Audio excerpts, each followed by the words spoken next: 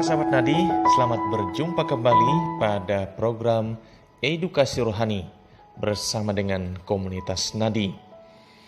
Pada kesempatan ini, kita bersama-sama membahas kembali hukum gereja dengan fokus pada tema tentang konsekuensi kaul, pelanggaran, dan sanksinya. Mari kita bersama-sama menyimak dan membahas tema ini. Pertama-tama kita perlu menyadari dan perlu memahami bahwa dalam hidup membiara ada 3 kaul yang diucapkan dan mesti dihayati oleh para biarawan atau biarawati. Karena kaul merupakan sarana spiritual untuk pembaktian hidup orang beriman.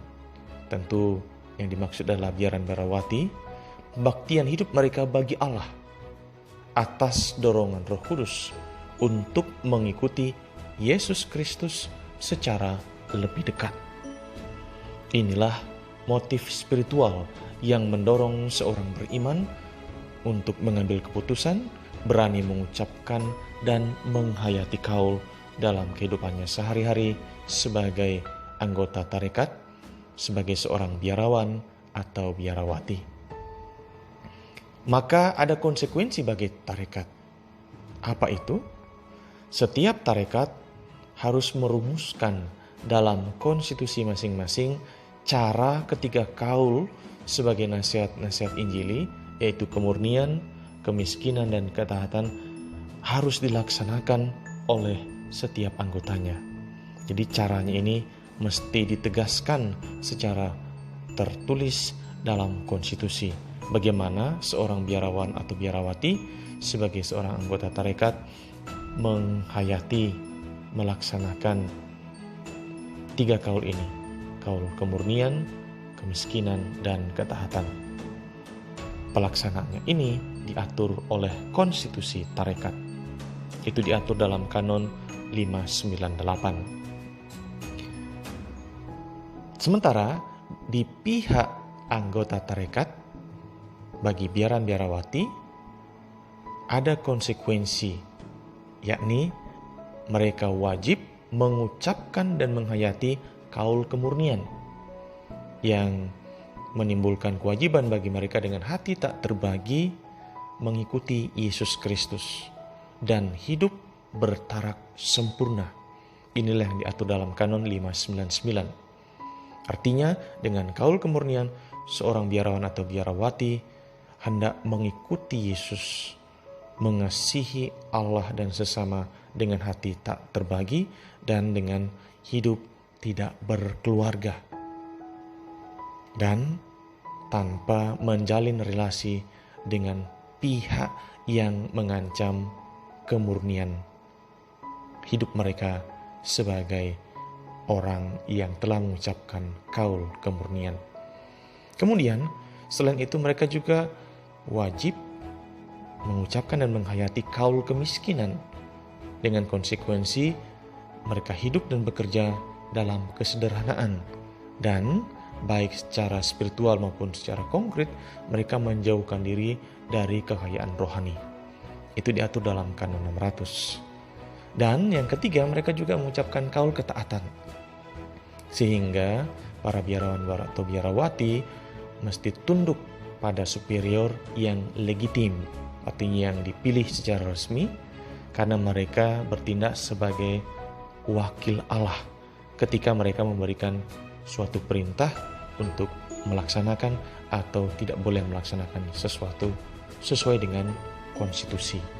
Itu diatur dalam kanon 601. Nah, dari pengucapan dan penghayatan kaul ini ada konsekuensi yang mesti dihadapi, ditanggung oleh para biaran atau biarawati. Dengan mengucapkan kaul kemurnian, mereka diingatkan untuk berhati-hati menggunakan alat komunikasi yang dapat merugikan panggilan dan juga kemurnian yang telah mereka ikrarkan. Itu diatur dalam kanon 666. Lalu yang kedua, terkait dengan kaul kemiskinan yang mereka ikrarkan. Maka apapun yang mereka peroleh dari karya yang mereka lakukan atau dari pekerjaan yang mereka laksanakan itu menjadi milik tarekat. Dan mereka mesti melepaskan harta benda yang mereka miliki sebelum mengucapkan kaul ke kaul. Ini diatur dalam Kanon 668 paragraf yang keempat. Tadi terkait dengan apapun yang mereka peroleh itu menjadi milik tarekat itu diatur dalam Kanon 668 paragraf 3. Dan ketiga, ketika mereka mengucapkan dan mengikrarkan kaul ketaatan, para biarawan atau biarawati dilarang menerima tugas dan jabatan di luar tarekatnya tanpa izin dari superior yang legitim.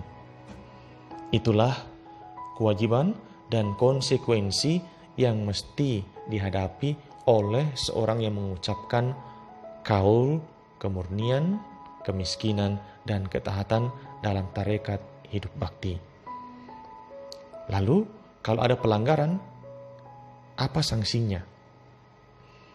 Sebagai prinsip, ketika ada anggota tarekat yang melanggar pelaksanaan atau penghayatan kaul, maka superior dapat memberikan pertama peringatan tertulis atau menyampaikan peringatan di hadapan 2 orang saksi agar anggota tarekat tersebut, biarawan atau biarawati itu menghindari kebiasaan yang membahayakan penghayatan kaul mereka. Jangan sampai jatuh pada kesalahan atau pelanggaran yang fatal, maka diberikan peringatan. Ketika peringatan ini tidak digubris, lalu diberikan teguran keras. Hentikan perbuatan itu agar jangan timbul skandal publik. Nah, ketika ini tidak dapat dilakukan, bisa juga diambil sarana pastoral lain, pendampingan khusus dan terapi atau upaya-upaya lain. Tetapi jika itu tidak juga membuahkan hasil pertobatan dan pembaharuan hidup sebagai biaran atau biarawati, maka superior dapat menempuh pemberian atau penjatuhan sanksi kanonik. Tentu ada prosesnya, ada investigasi, ada pengumpulan bukti yang mesti disiapkan sehingga proses yuridis dapat ditindaklanjuti, ya. Entah itu proses administratif atau melalui proses peradilan yang nanti berujung pada penjatuhan sanksi. Misalkan sanksi suspensi itu dijatuhkan untuk kaum tertabis atau para klerikus. Kemudian interdikt, itu bisa dijatuhkan untuk mereka yang tidak tertabis, biaran atau biarawati yang tidak tertabis. Misalkan frater kekal atau bruder atau seorang suster, ini bisa dijatuhkan interdikt atau pengeluaran dari tarekat. Jadi mereka dikeluarkan dari tarekat. Misalkan untuk mereka yang melanggar kaul kemurnian dengan menikah sekalipun itu hanya menikah secara sipil. Hal ini diatur dalam Kanon 694. Ini pelanggaran berat, maka sanksinya adalah mereka dikeluarkan dari keanggotaannya sebagai anggota tarekat di mana dia telah mengucapkan ketika kaul ini. Demikian pembahasan simpel dan singkat tentang konsekuensi, pelanggaran dan sanksi atas kaul yang diucapkan oleh biaran biarawati. Semoga memberikan informasi, pemahaman yang lebih luas tentang seluk-beluk hidup biarawan biarawati. Sampai jumpa pada kesempatan berikutnya. Salam sehat, salam nadi, see you next time.